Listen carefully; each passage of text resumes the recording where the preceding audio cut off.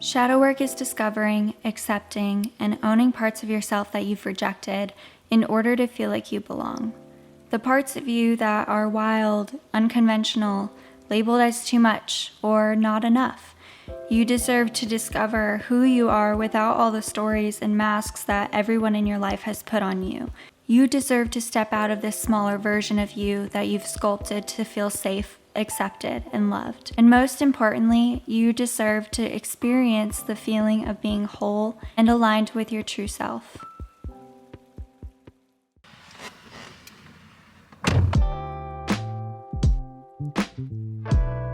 So before we get into how to do shadow work and the process that I found to be the most transformative, I just want to share that this work can be emotionally exhausting and it can feel really heavy, and there are days where you might feel a bit off balance. At least that's been the case for me, and it's really important to cultivate self-love and self-compassion and a place internally, a safe space internally in your mind where you can lean on it when you're going through those rough days. Take this work slow, take a lot of breaks, and make sure that you go out of your way to do things, little things that make you happy on the days where you're really struggling. This work, shadow work, and alongside inner child work if you're doing that as well, so much can change in such a short amount of time, and things that you thought you desired and parts of your personality that you thought were who you were can be shed and can fall apart, and that can feel really overwhelming and intense. It's giving yourself the space to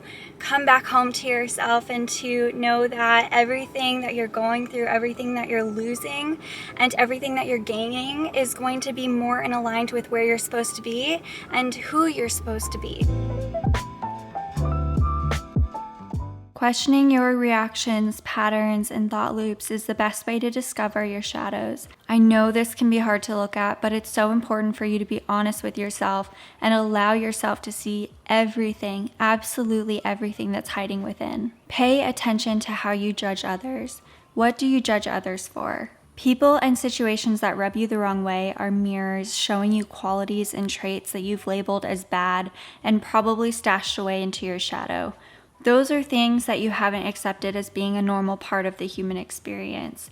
If the trait or behavior wasn't in your shadow, it wouldn't hold as strong of an energetic charge.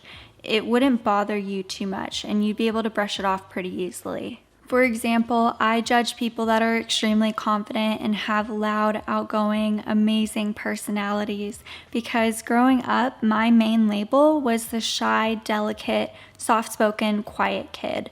I got so much praise for being quiet and obedient, so I basically became a doormat and a codependent. That was my core energetic signature for most of my life, and it was deeply reinforced when I started going to school. My ideas for group projects or creative ideas while playing with other kids were often dismissed, or I would be told that they were flat out bad ideas. So I stopped speaking up and I started letting other people take the driver's seat, and the trust that I had in my opinions and my ideas went south. And because that was my core energetic signature for most of my life, looking back, I can clearly see that I manifested friendships with girls that were louder, they were completely extroverted, and they needed to always be right and in control. That was the dynamic my subconscious held on to and wanted to always be in because those relationships let me stay in the energetic signature that my ego was comfortable with.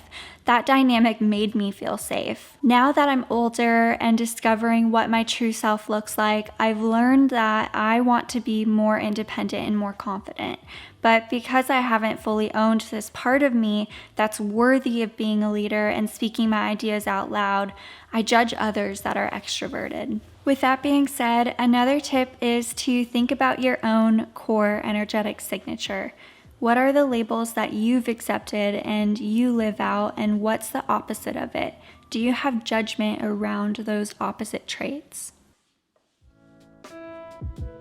What are parts of you that you're afraid of others seeing, and how do you hide those parts? For example, I'm really afraid of people seeing me as inarticulate or bad with grammar, and this is mainly because I've always had friends that I felt like were smarter than me and had a more expanded vocabulary, and I've had my fair share of experiences where I've felt ashamed and embarrassed by my verbal and written skills. But basically, the way this shows up for me is I get really triggered whenever somebody corrects me, and it makes me question my worth and my level of intellect. The way I used to hide myself and keep myself small is that I would use Google, constantly looking for synonyms for words to make myself sound smarter, and I would just be quiet in social situations. I wouldn't say anything or speak my mind for fear of saying something wrong or sounding dumb. This is pretty similar to the first way of discovering your shadows by looking at what you judge others for,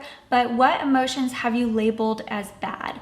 This typically looks like anger, sadness, neediness, unassertiveness, laziness, and so on. For me, I really struggle being around people that express their anger and frustrations out loud, and this really shows me that I haven't accepted that anger is a normal emotion and it's supposed to be part of our human experience. I don't honor the emotion, and I struggle with allowing myself to feel angry. I just repress it instead. Growing up, I've built this negative narrative around anger as an emotion that if you express anger, you're an angry person and you're mean. And consciously, I'm aware that that is not the case, and anger is normal and it's okay to express it in a healthy way, that there's gray area with this emotion. But again, I've been a doormat and a people pleaser for most of my life. So people that stand up for themselves or express that their boundaries have been violated is hard for me to accept.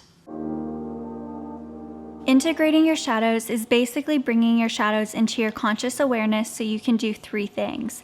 1, fully accept and own them so they don't own you. 2, feel your feelings with compassion instead of suppressing them. And 3, create the space in your mind to consciously change your automatic patterns and reactions to be in alignment with your whole authentic self. So this is my full-blown step-by-step shadow work process.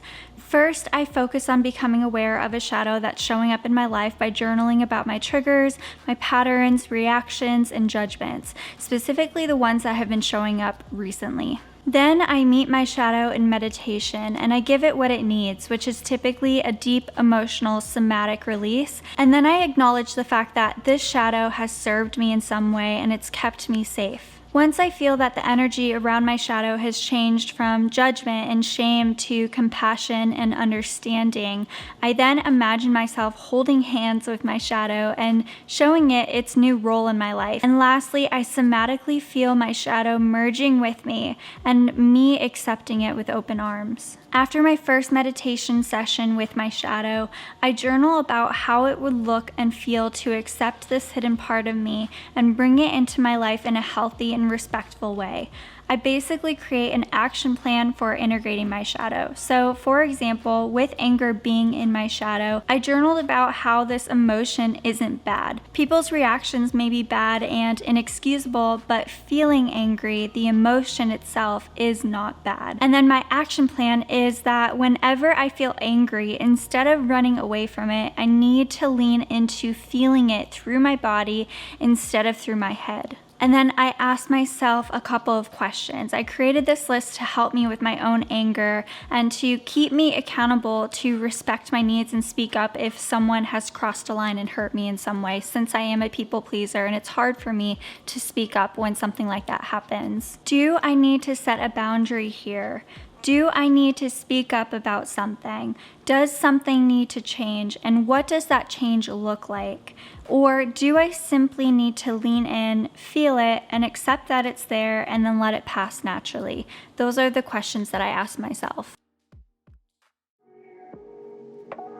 Doing those 3 things, building your awareness, somatically releasing pent-up energy, meaning allowing your body to release that feeling and that emotion wherever it feels really stagnant and heavy in your body, letting it dissipate, and creating a clear action plan while focusing on one shadow at a time can really help with creating that space in your mind that is almost like a buffer between when you're triggered and your reaction to the situation. Every single emotion and trait exists for a reason and is supposed to be part of our human experience. Even when we're in the thick of it and it's hard to understand why it's even here, it's here to help us grow. I really hope you found this video on shadow work helpful, and I also have a video on healing your inner child that is also very transformative and healing work if you're interested. I'll just leave that right here or right here, I don't remember exactly. If you did like this video, it would mean the world to me if you could hit the like button down below. Feel free to subscribe if you feel called to, and I can't wait to spend more time with you in the next video.